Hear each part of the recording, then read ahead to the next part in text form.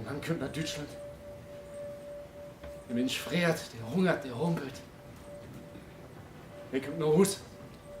Da ist sein Bett nicht mehr frei. In Dörsleit-Tau. Und er heißt direkt Buden.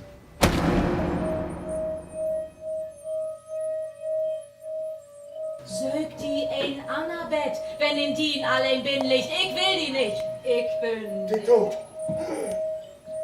Du bist der Tod.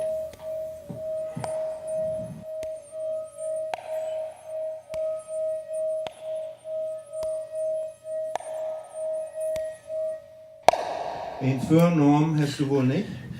Nee. Sie gestern nicht mehr. Sie gestern bin ich bloß noch Beckmann. Beckmann, Beckmann. Beckmann, Beckmann, Beckmann. Beckmann, Beckmann, Beckmann. Will das noch nicht mehr hören? Ich will nicht mehr Beckmann sehen. Das will ich nicht. Du darfst nicht abgeben. Die Wahrheit lebt. Ich friere von diesen Menschen. Unsinn, sie tun nichts. Lass mich noch machen, ich kenne diese Typen von der Truppe. Ich bin glücklicher Inhaber von 3 erstklassigen, rassigen Hornbrillen. Ja, echtes Horn, mein Lieber.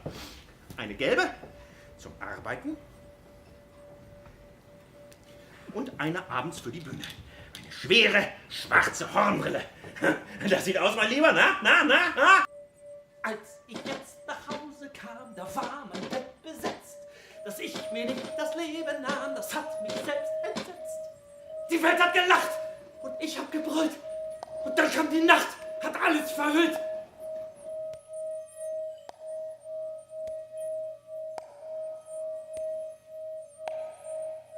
Nein, mein Lieber, Sie haben uns wirklich einen so reizenden Abend beschert.